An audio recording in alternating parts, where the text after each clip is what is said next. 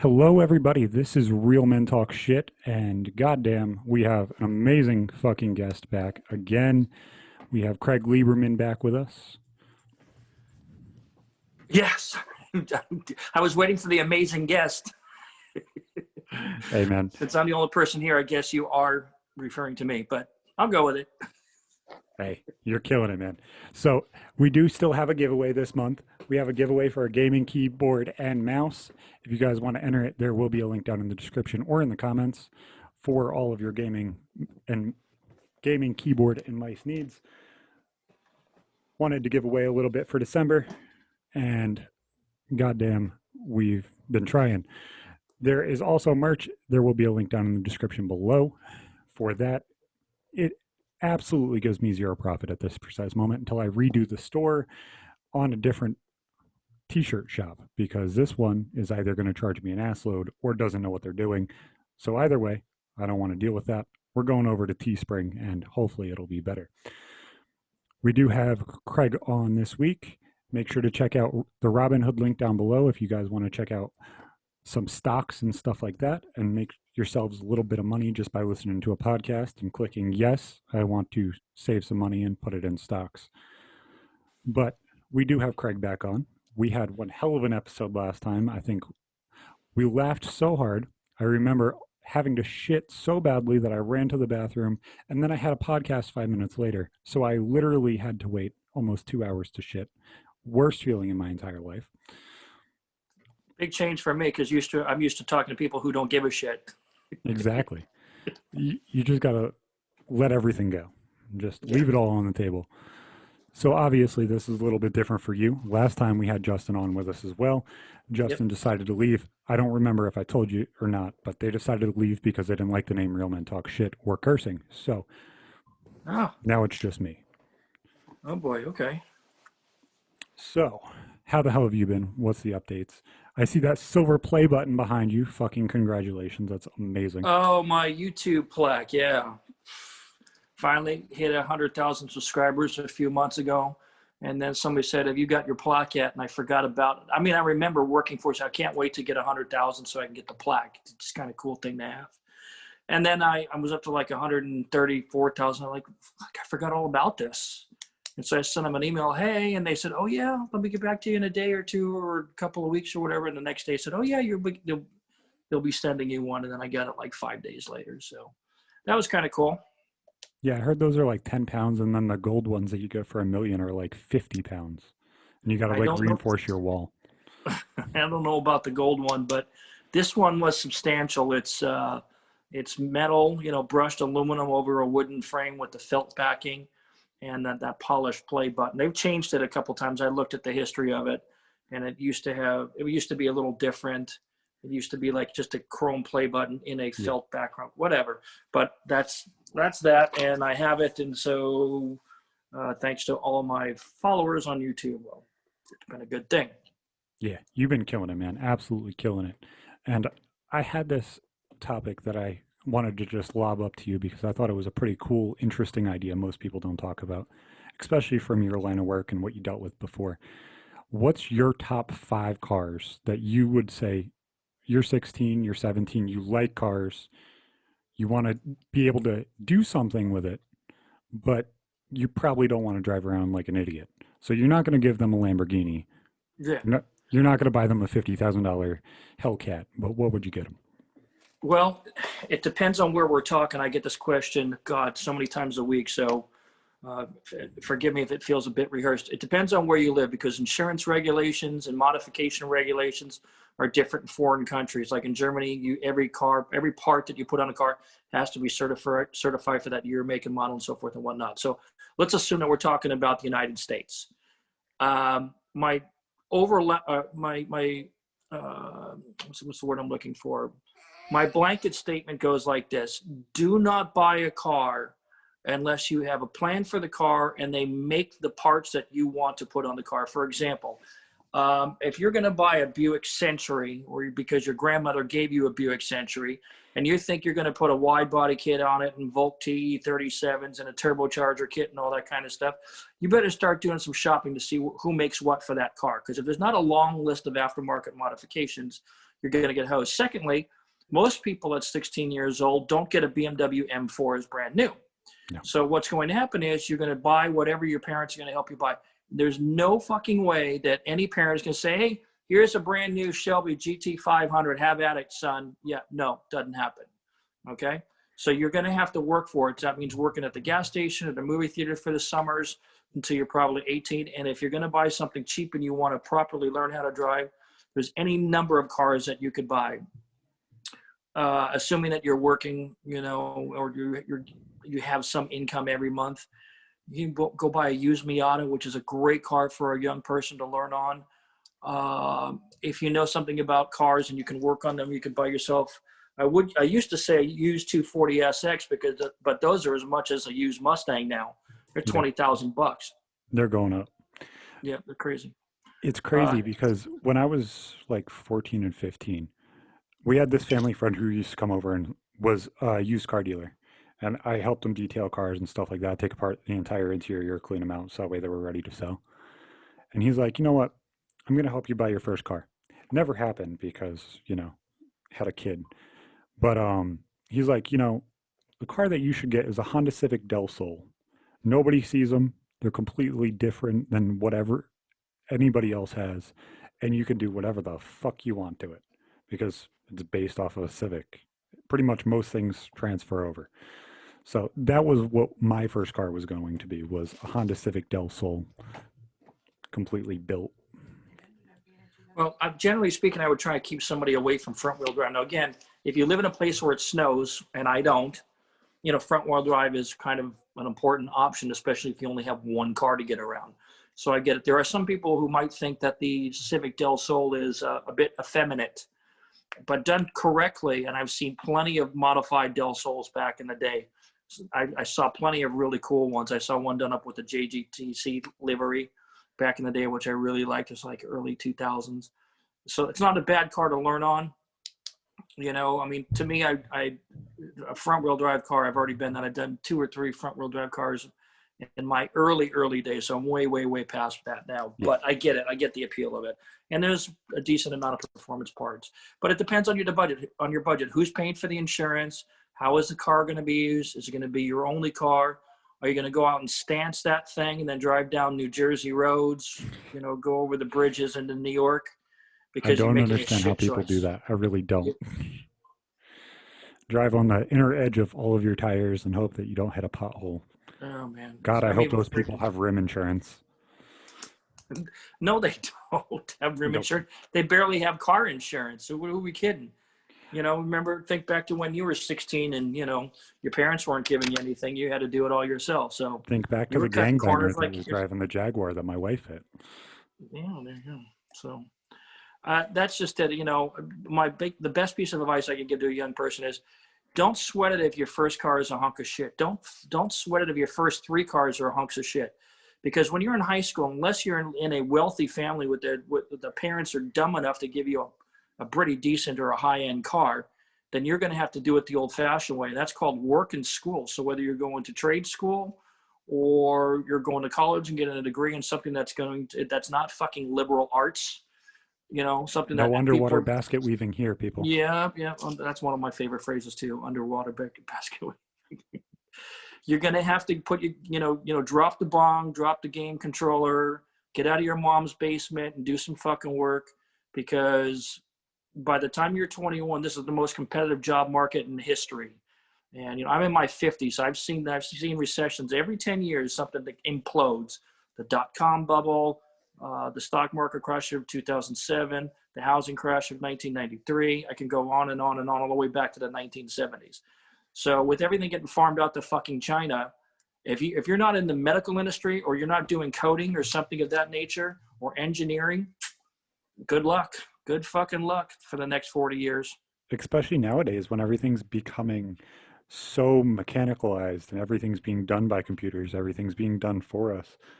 It really makes you sit here and think, are we 10 years away from everything being done for us? And there's going to be one or two people working on all these computers and fixing them and maintaining them. And then we have the fallout of all of that.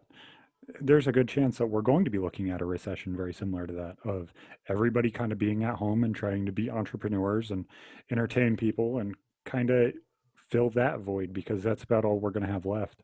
There will be a huge adjustment period in the next 100 years for sure. Because as automation comes on, the other thing is that, we haven't had a world war in 50 years, 70 years, a major war. And historically, we're due for one. And the Especially with problem with Iran China, talking I out won't of get their into ass. politics too much, but I'm just saying that the world is in for some major upheaval for the next 100 years. But focusing on the car hobby, there's immediate upheaval coming that with the switch to electric cars. New Jersey has announced that they're going to switch to electric cars by 2025 or some shit like that.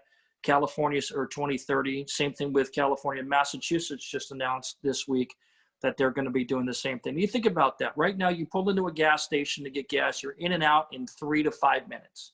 Yep. There is no scenario where you pull up in your Tesla and plug up to a supercharger and get your car tanked up with electricity in 5 minutes. It's not going to happen. So The that crazy means is like thinking about your cars, thinking about my car that's sitting out in the driveway that we'll talk about in a few minutes. It's like you put so much money into these cars and you enjoy them. How are they going to sit here and try and phase people out of actually enjoying gas cars or I cars think that you have money into? It absolutely asinine.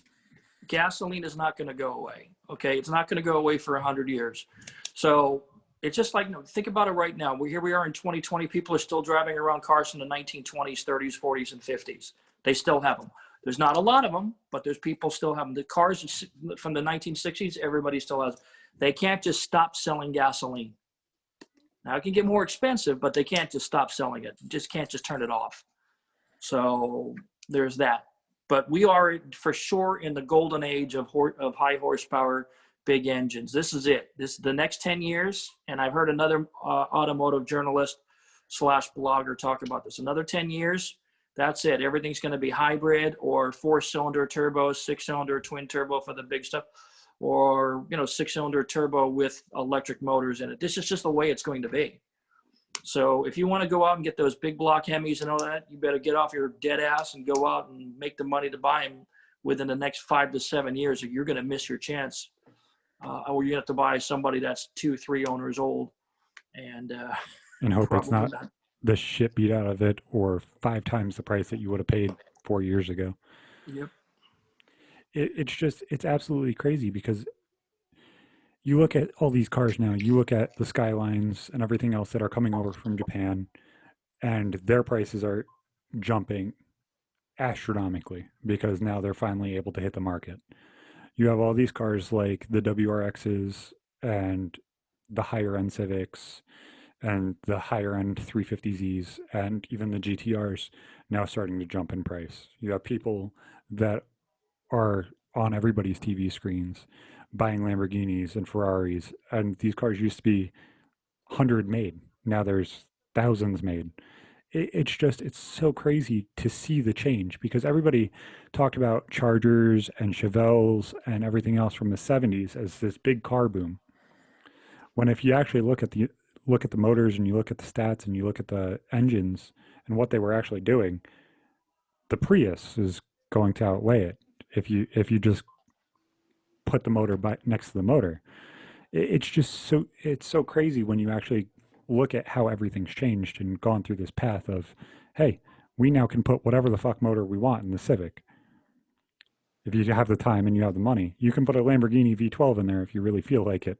Yeah, K20, FJ20, H22. I mean, you can do whatever you want, motor swap.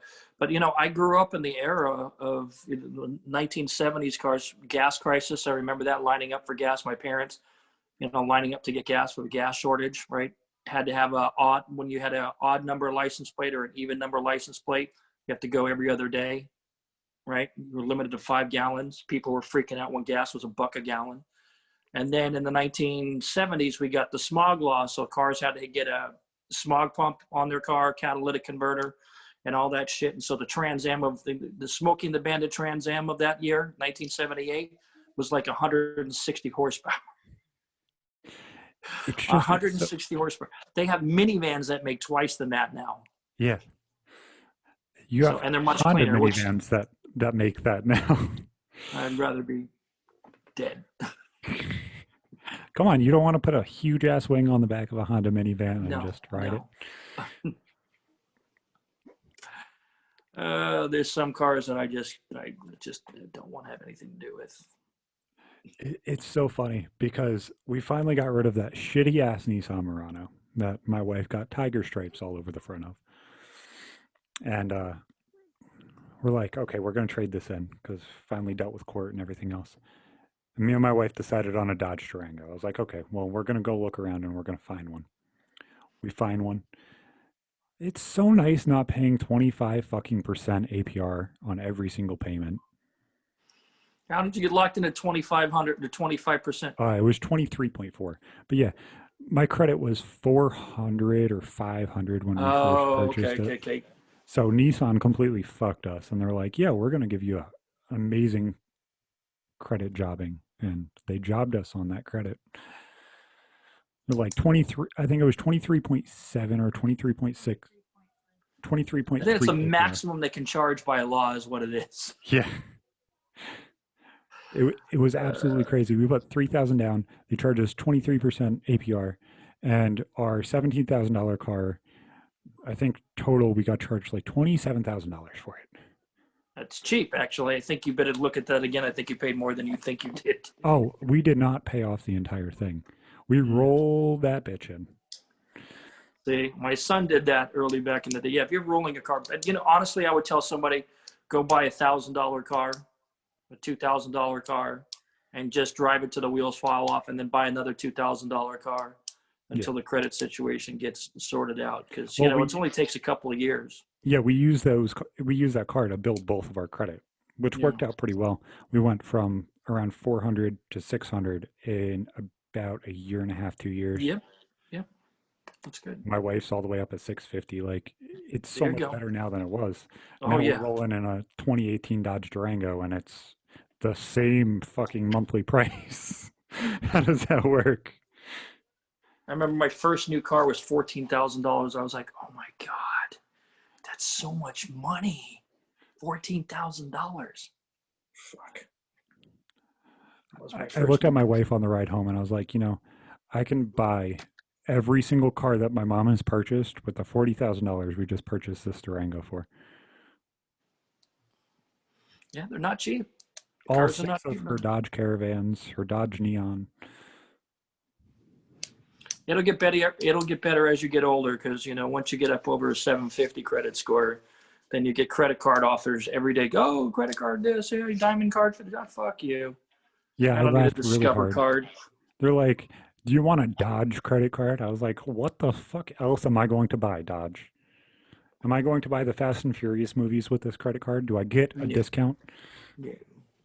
That's not how it works. So, it's a difficult world, man. It is a difficult world, but there's some good things going on too. So cars are the best they've ever been. There's more model cars now, I think, than there has ever been. Almost every manufacturer has got their shit together now. GM, Ford, Dodge for sure. Not so much Fiat, but hey, they're the ugly stepchild of Dodge. Yeah, the red-headed Iranian stepchild, as my politically incorrect Uncle Matty used to say. He'll treat you like a red-headed Iranian stepchild. I have no idea what that means. Really confused child. But cars, it's been my thing for my entire fucking life. My father used to say to me, I don't know why you're messing around with cars. It's never going to do anything for you in life. And then when I pulled up in my first Lamborghini, that blue thing that I bought many years ago, it's got to be about 18 years ago, pulled up in front of his house, and he comes outside in his bathrobe and slippers. The fuck is that over there? I said, it's a Lamborghini. He goes, what are you going to do with that fucking thing? I said, I'm going to drive it. He goes, what kind of gas mileage do you get? He says. I said, I don't give a shit. I get 20 gallons, $20 to town. That's about how much. That's how much gas I spend. He was driving a Prius at the time. For a guy who was born on Pearl Harbor Day, he forgot Pearl Harbor. He was literally born on Pearl Harbor Day. Hated the Japanese. They make good cars, though, he said. Yeah, I drive a Prius. Ugh. He drove that thing to the day he died. Bought the first model, kept that car for 16 years. I swear those things are going to be like cockroaches. 15 years from now, people are still going to be driving those early gen fucking Priuses. You know, I was doing ride and drives and dealership training for a lot of cars with JD Power. So we service a wide range of clients: Ford, Dodge, Lexus, Toyota. I had to drive a Prius and then a CT200 from Massachusetts to, the hell did we go? Massachusetts to Philadelphia. And I got in both of those cars wanting to hate them. I really wanted to hate them. But they were quiet. You know, they would do 108 downhill. Don't ask me how I know that. It's a rumor. Going through the Berkshires, that's why. They were fine. The Lexus CT200 is great. I got one for my mom. She's still driving it. This thing's 3 years old and hasn't had any kind of problems. It's just a wonderful, I love Lexuses. So it's hybrids. I get it. There's something to the hybrids. They're not exciting to drive, but they are very utilitarian. It's like a good espresso machine. You buy a good one. Quite a few brands are starting to actually pipe in engine audio into your audio mix. Yeah, that would be like making love to your wife and then playing one of your favorite porn actresses' soundtracks in the background because she just doesn't know how to do the dirty talk or whatever your jam is. And then obviously the shifts are never going to line up. No. When I did the launch for the Acura ILX, which is a CVT transmission, but it was the first one with a paddle shifter, and I got in this car. Why do you need a paddle shifter to stretch the rubber band of the transmission a little bit to a predetermined position? It made it more fun to drive for sure. And I think it was a great idea, but it just seemed so silly when I got into it, you know, coming from like a PDK or a DCT transmission or an SMG even, which was not terrific, but wasn't really horrible. But my wife got into the Durango and she's like, what the fuck are these? And I'm like, that's a paddle shifter. No idea why the fuck a Dodge Durango has a paddle shifter, but it sure as hell does. Yeah, just to make everything more fun. If it's still got a torque converter, it's still an automatic, but. Oh, it's completely automatic. No, it's all right. That's a good thing. But at least it'll get her acquainted with paddle shifting, because when you finally do get that M5 or whatever you're working your way up to, then she'll be proficient with it. It was funny because when we got the Durango, I was like, you know what? I might just get a charger, like one of the shitty chargers that everybody's selling for like $2,000 to $3,000 right now, which makes no fucking sense. Why are chargers all of a sudden the car that's dime a dozen and everywhere? Well, you're talking about the SXT or a V8? You're talking about the V6 or the V8s? Around here, everybody drove them as police cars.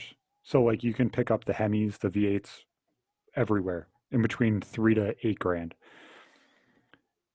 In between. What? Are you asking why people like those cars? No, why they're so prevalent. I'm surprised. Like 10 years ago, 15 years ago, Civics were everywhere. Now all of a sudden, Chargers are everywhere. Well, you know, what does a stock Charger make? A stock Hemi Charger, what does it make? 300 horsepower? Yeah, about. Okay. So you can buy a 300 horsepower car that if you slap an exhaust system on it, it sounds pretty cool. It's got that wah wah, that downshift. And for $3,000 to $8,000, you can't buy a Mustang for that unless it's a beat to shit Fox body or SN95. And those are pretty aged now. So which would you rather have, a 300 horsepower Charger or a Honda Civic? Yeah, it's really surprising how different everything's become. You go from having all these crazy cars to having 10, 15 years ago, you get a Civic or a Dodge Caravan, and that's about all you're fucking getting. Oh, man, I grew up in, like I said, the 70s and 80s. You didn't have much choices. Everything was rebadged something else. You've got to remember, you know, General Motors was Chevrolet, Cadillac, GMC, Buick, Oldsmobile, Pontiac, and Saturn later on, right? And Hummer. It was all, with the exception of Saturn, it was all the same thing, just different bumper, different grille, different taillights. more or less. I'm surprised they haven't started doing that shit again. Well, Buick went out of business, thank God. Oldsmobile should have been gone out of business 50 years ago. But Uh, everybody's complaining, asking for Plymouth to come back. They want Cudas. They wanted the Dodge is Demon selling back. this. Dodge is selling them as the Challenger and the Cuda were basically the same thing, just a Oh, I know. different engine family. It's Technically, just I guess. it's so stupid. They're like, oh, we want this, we want that, and they're like, we want Datsuns back from Nissan, and I'm like, you're just asking for shitty cars to come back. That's all you're asking for.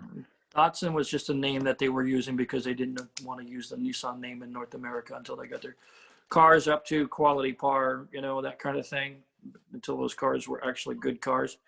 I had several Datsun Zs, and they were pretty good cars. There's another car that's going up in value. You can't find anything decent for less than 20 grand, Yeah, you know, that's Carletti drove in six, right? in After she died six. and came back, the I odd barely shit remember. shows.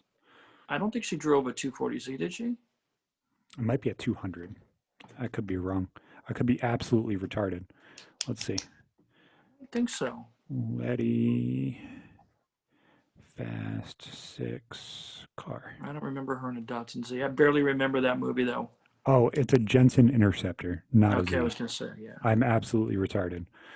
So, going to Fast and Furious with all of your expertise, what was one of the cars that you wanted in those movies? The first couple movies that you Oh, worked God, on? there was plenty. I wanted, I have a script ready for the video I'm going to do about that. One of those cars was going to be an SW20 MR2. So if Oh, you I love Google that that, fucking you'll car. see, because they had a turbocharged version of it back in the day. And that was a pretty cool car. They had that Um, car and Celicas in Need for Speed Underground 1. Horrible car. I was like, that's the only car I want to drive because it looks cool as fuck. I don't Terrible know car. why I liked them. I just did. Other than the GT4 from like 1996, the Celicas that came after that were horrible. They did nothing well. That was just a front wheel drive piece of shit. Fancy Just looking body, but looked it cool. was That's all it did. nothing special about that car. It's not like back in the old days in the early 80s when they were still front engine rear drive. Because I drove those cars back in the day. I remember them in the 1970s when they were front engine rear drive. They looked like sort of like the Ken Mary Skylines of that age. But they were still rear wheel drive and they were fun cars to drive. I mean, they were four bangers, yeah, but I'm surprised they haven't tried to make those rear engine. make what rear engine? Just bring back a Celica as a rear engine because the body style you could actually fit a rear engine if you move it around a little bit. But why would you want to? Not very many on the market. A Celica? Yeah, bring back the Celica as a rear wheel drive or all Oh, wheel you rear wheel drive. drive, you mean? Yeah, Yeah, well, you don't want to put the engine in the back. Front engine rear drive is, I'm just that's, saying, just throw something different together, put it on the market. Might sell better than that shitty Supra that they brought back. they just released the 2021 Super and they announced they're doing it. I think they did a Targa top. I don't know if that's going to go full production, but I think they did a few of them. So that should be interesting. So obviously an MR2. What else did you want, or was that I the thought a major thing? Lexus GS would be good, whether it's the S140 or S160 version for events, because they honestly, as I'll say in the video, the only reason they used my Maxima it was convenient. I had the car, and they were already working with me with renting my Supra, so they said, "Well, fuck it, we'll just use that. It's just fine. Yeah. We'll just put stickers on it and make it look like the other cars." But I really wanted a Lexus GS for that car, or any number of other cars. We were missing Hachirokos, the mid '80s front engine rear drive Toyota Corolla, the hatchback. For those people who don't know what I'm talking about, it's called the AE86, and the word Hachiroko means 86 in Japanese. For those who don't know, so those would have been great because they were everywhere. I mean, that car. I mean, if you watch Initial D, right, Yeah. it's what it's all about, right? A I think tofu delivery guy. I think they were also in Need for Speed Underground 2. They were like one of the first drift cars that you could buy. Yep. That early flip up light, Yep. not Celica, Corolla, that just looks like the shittiest shit stain you could get off the lot. but you probably could do a shit ton to them because they're Toyotas and Oh yeah, are there's so everywhere. much people, and people are doing motor swaps, are doing all kinds of stuff. I was just dating a girl back then who bought one. She bought the 80. What year was that?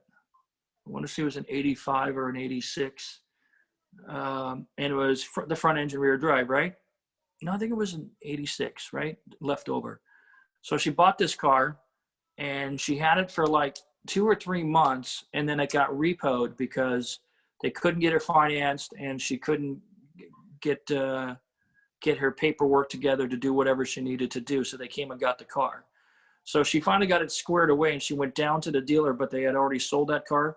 But the 87s were already on the lot, and those cars had switched to front wheel drive. And she pulled up in the new one, which was silver. And I was like, what did you do with the other car? Blah, blah, blah, blah, blah, blah, blah. I said, are you out of your fucking mind? You just got rid of a rear wheel drive car for a front wheel. What are you doing? Yeah, I couldn't stay with her. That was it. That relationship was over shortly after that. I mean, who needs that negativity? Exactly. Who wants a front wheel drive car unless you're in fucking New York in the middle of fucking nowhere? And even then at Uber. Uber doesn't even service here. No, it's a People's Republic of New Jersey, New York. Yeah, I know. Same thing everywhere. But, you know, like I said, this is the golden age, man. There's so many great cars on the road. Even the mediocre cars are pretty damn good. They've got plenty of pickup and oomph. They drive better. They handle better. They brake better. They're safer. There's so many different things you can do with them now, too. Yep.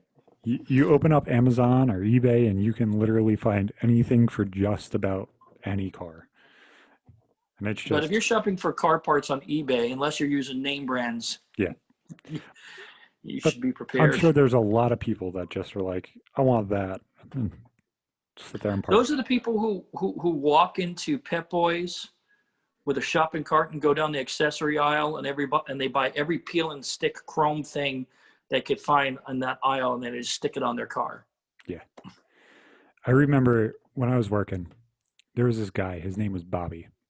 And he's like, you know, the only thing I want to do is make it so when my Civic shoots flames. I'm like, what the fuck? And then he bought a Jetta because it was easier to make shoot flames. He bought a Jetta? Yeah. Okay. I guess there's some conversion kit that makes it So, that way it's easier to ignite flames. And then him and this other guy, Gabe, they would race Gabe's Miata and Bobby's Jetta or Civic, and they would just race down our little town. And I'm like, what the fuck are you guys doing? he's racing in a Jetta? Yeah, I guess he was. I mean, it's like winning the Special Olympics. Like, I think about it now, and I'm like, my wife driving our Durango could have beat both of you guys going down back roads while you were taking the main roads. Well, Fast and Furious has to be to blame for some of that flame out the exhaust bullshit. But the truth is that flame exhaust goes back to the 1950s. You know that? Because back in the day, the lowriders, 1950s and 1960s, they'd get these glass pack mufflers.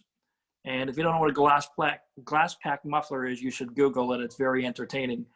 It's difficult to describe, but basically, those back in the old days, carbureted cars, they flood the engine with a lot of fuel. You just keep revving it. Yeah. So a lot of unburnt fuel went into the exhaust, and once the headers got hot and the exhaust system got hot, that's where that overrun comes from, right? So that the unburnt fuel that's going through the exhaust ignites in the exhaust system, comes out the back as fire.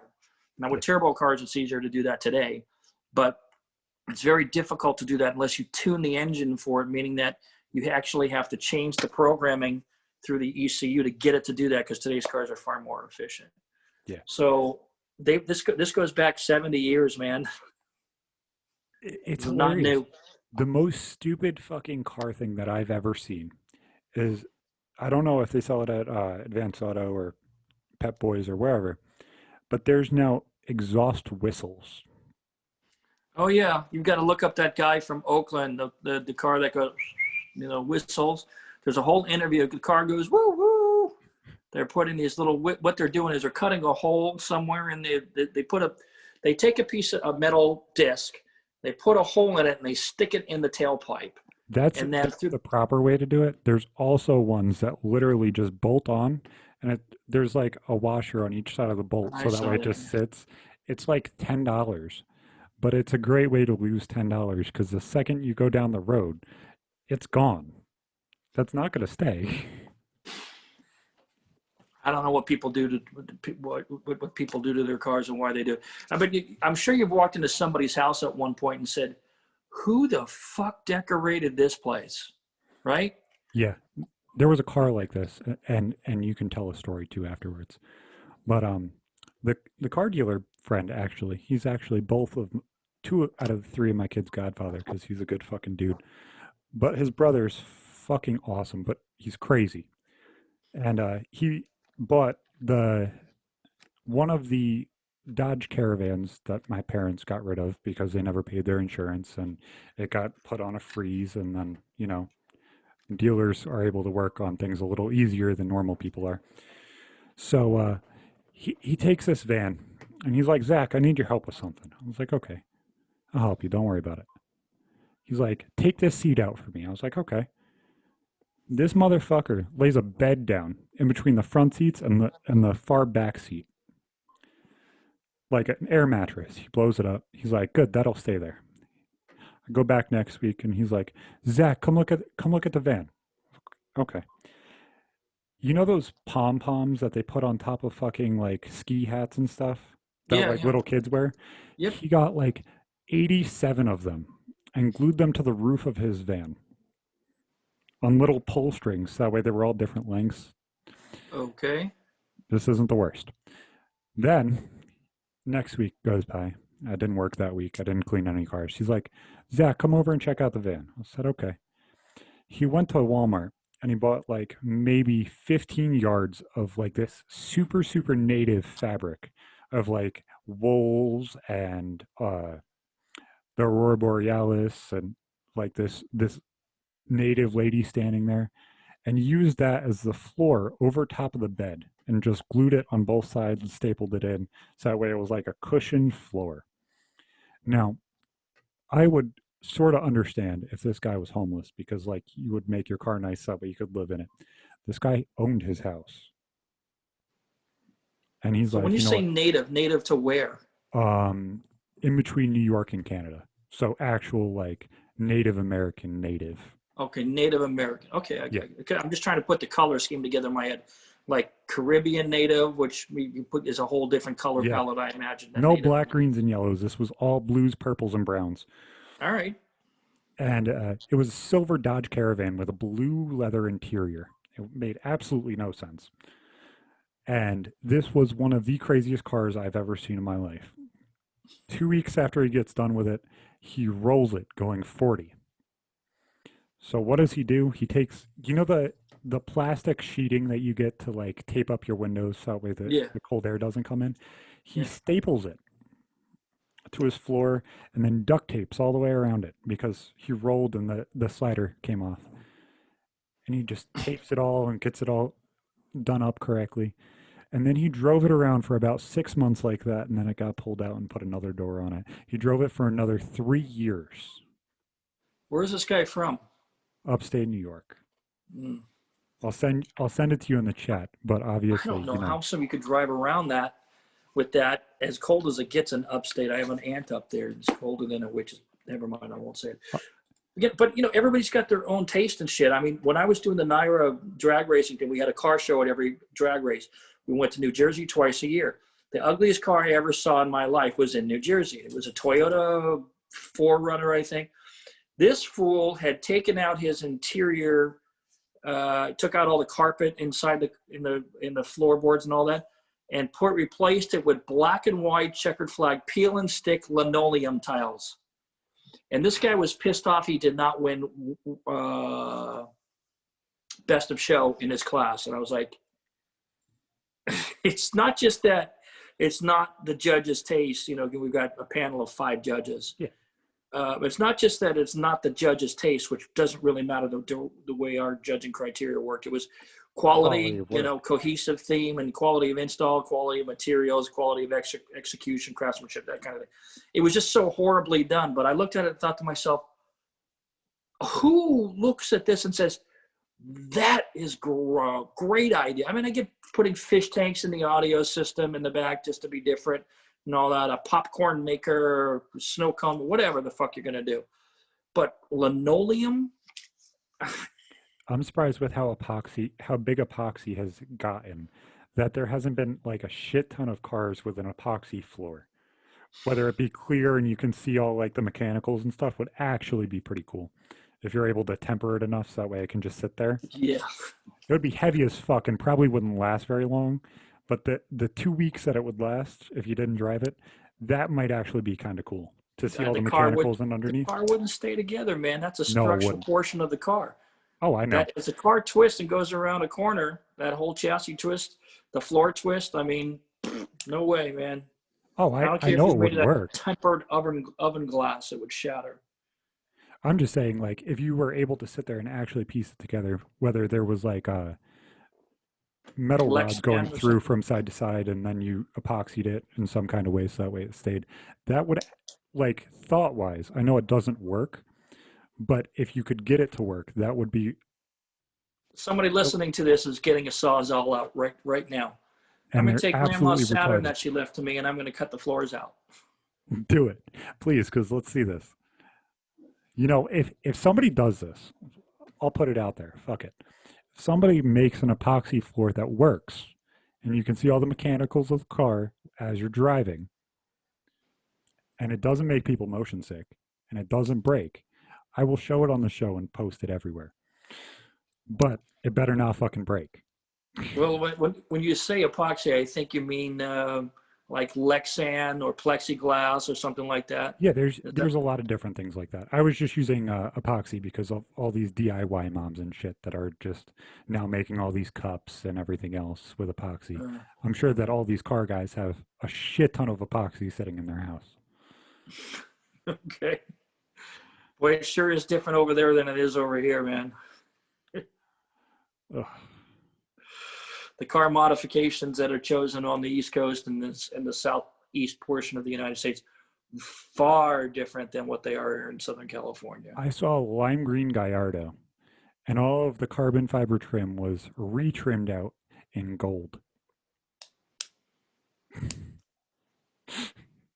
Made absolutely no sense.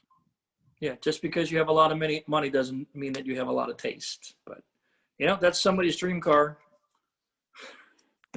I grew up in an Italian family, and every time I went to my grandma's house in New York, I was just baffled by her choice of furniture.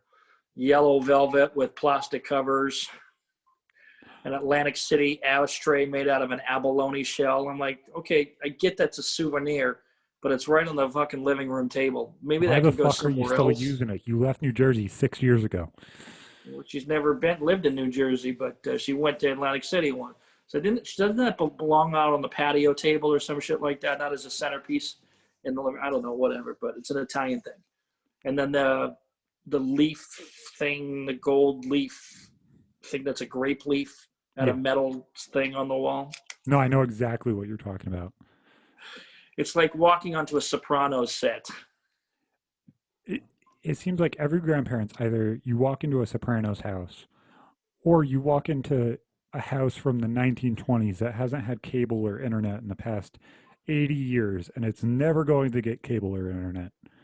And they still have the wood paneling on there from 1970. Yes. Oh, this wall doesn't have it.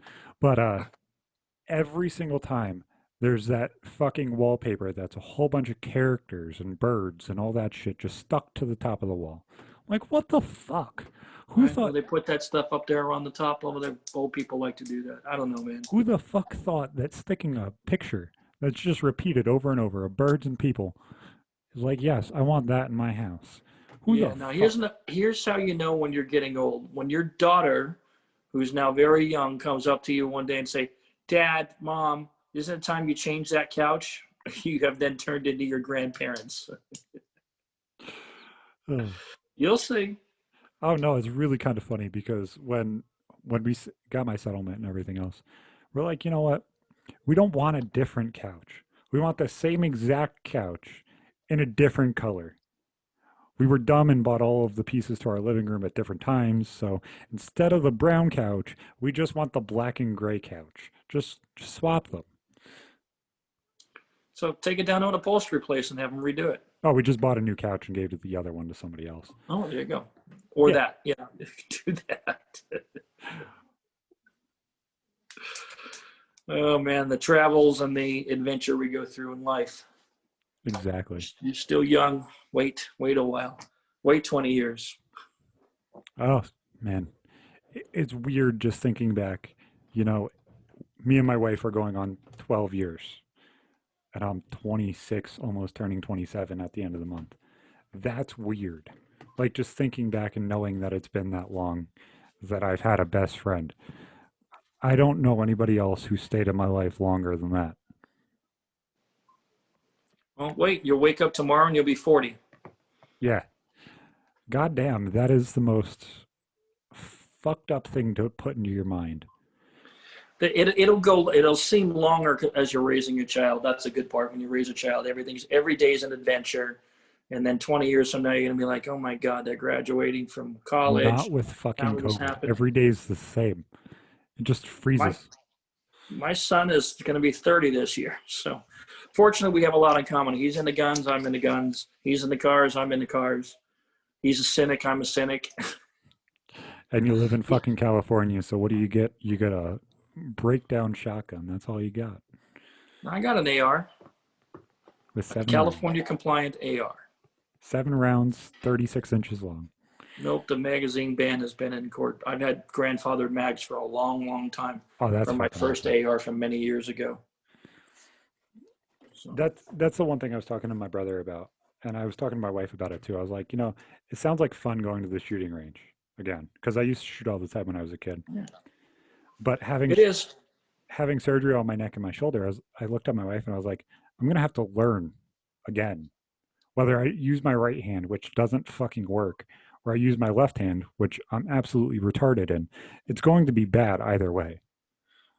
Well, work on it, get that muscle memory back and all that kind of thing, because you got to do it when you're young, man. You don't bounce back anymore. I've always been healthy. I've had, skiing accidents, skateboard accidents, jumping off of roofs and all kinds of stuff back in my younger days.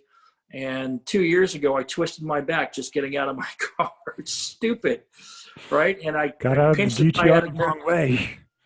I pinched the sciatic nerve. I had to go to a chiropractor for like 6 weeks of sessions, and he fixed me up, and I haven't had a problem since. But it taught me a lesson.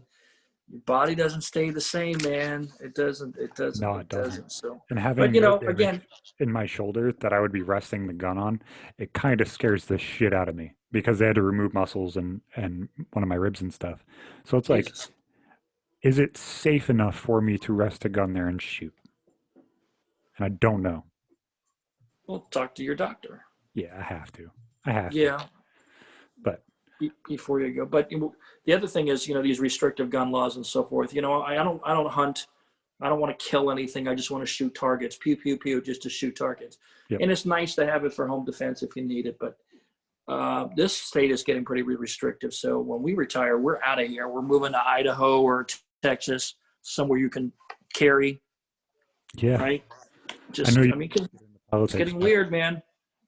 I I'm a part of a concealed carry group because I actually ended up getting a sponsor for one of the podcasts I worked on with the guy that was on here before. And everybody's like, "Yeah, I dropped this into the ocean because everybody at that Trump rally, I guess, had a whole bunch of guns on their boats and stuff, and just drained a whole bunch of boats into the ocean." So every time that they post a picture of their AR or their Christmas present or whatever, they're like, "Yeah." And then I proceeded to drop it into the ocean because I'm a full blown idiot. What?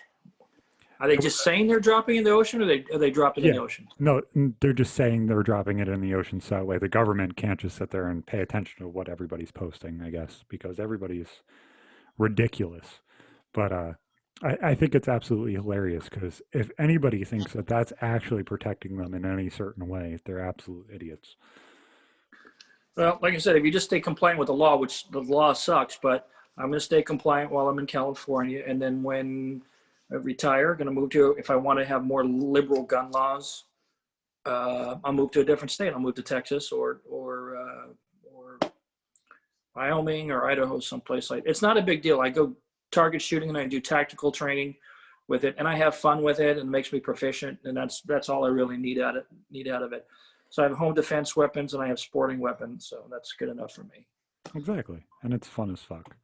But like going back to the car thing, I enjoy my car. I have other hobbies. I build model ships, World War II. I'm a World War II amateur historian. I've been reading books since I was 8 years old. So I build model ships, read a lot of history books, and I draw, and I'm taking up the piano again. So I got plenty to keep me busy. Plus, I'm very fortunate, like you. My wife is my best friend, so we get along. So no matter what we're doing, we enjoy the activity. So many people went into COVID and went into my injury. They're like, you and your wife are going to tear each other's heads off. I'm like, we've argued like 4 times in the past 2 years. What the fuck?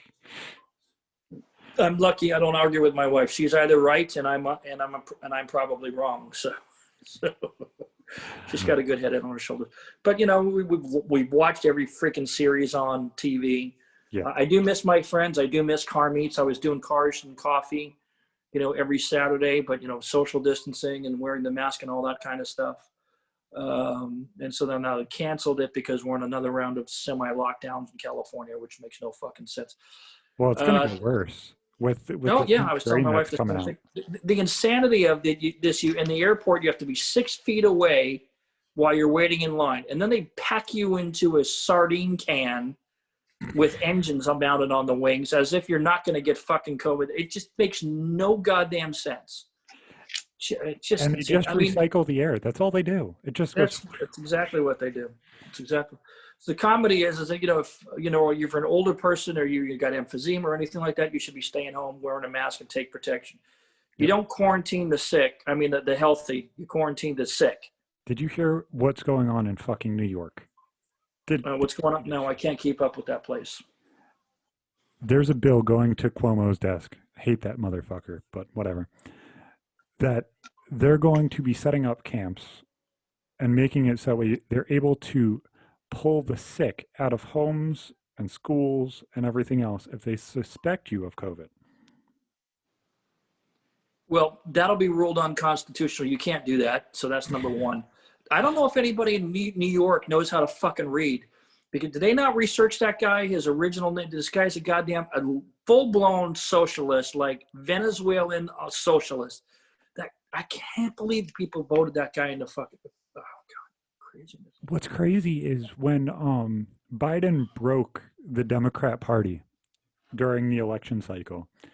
I looked at my wife and I said, COVID's going on. Cuomo's being applauded as one of the best people in the fucking world at the precise moment. Although he's failing at dealing with this entire situation. He's putting sick old people in with healthy old people and, saying that he'll remove their license if they don't accept them. If Biden gets sick or they remove Biden off the ticket, watch Cuomo be the person that they push ahead. It doesn't work like that. But yeah, the insanity of what's going on over there in the politics right now is nothing like I've ever seen. I mean, I'm a slightly right of center kind of person. I sometimes vote Republican, sometimes I voted Democrat. Like I voted Obama for the first time. Yeah, I probably would have voted Obama as well. Yeah, I voted for him because I felt this was going to be great because I felt he was articulate. He was going to be a good leader, hopefully bring everybody together. And then his policies, I disagree with a lot of his policies, but he did some good too. And then when Trump came on board, I said, there's a guy who can't be bought because he's already got the money. And if he does get bought, I never thought the Democrats were going to hate him because, he was on like the not Whoopi Gold show, but all those liberal shows. Yeah. Everybody, he hang around with all the liberals. I thought it would be a good thing. but he talks like a frat boy and all that kind of stuff. And so this country's going in a weird place. But all I really focus on is the gun laws and the car laws, you know, what's going on with cars and smog control and all that kind of stuff. So I don't pay too much attention to politics anymore because there's just nothing you can do about it. No. So I live my life and I go, but you know, I'm not stupid about it. I'm going to wear a mask, you know, with this COVID bullshit, because God forbid I transmit it to somebody else. My mom works at a hospital. She's 72. She's still working, and she works at a hospital. She wears a mask when she goes. I have friends who are doctors, cardiothoracic surgeons, all that kind of stuff. And they say, wear your mask. So I'm going to wear the masks. When I go out, I wear the mask. So if not for myself, to give somebody else peace of mind, I'm not that dude is going to be pissed off because you're telling me I have to wear a mask. I'm already wearing the mask. Yeah, if I'm in a location where I'm inside, I'm wearing a mask. If I'm within 6 feet of people, I'm wearing a mask. Yep. But if I'm outside pumping gas, there's a chance I'm not wearing my mask because I'm outside. Yeah, I'm not wearing it outside. I'm not wearing it in my car. I'm not wearing it outside. And goddamn, I see so many idiots wearing their mask as they drive down the road. And they're the only person in their car. These people are allowed to vote.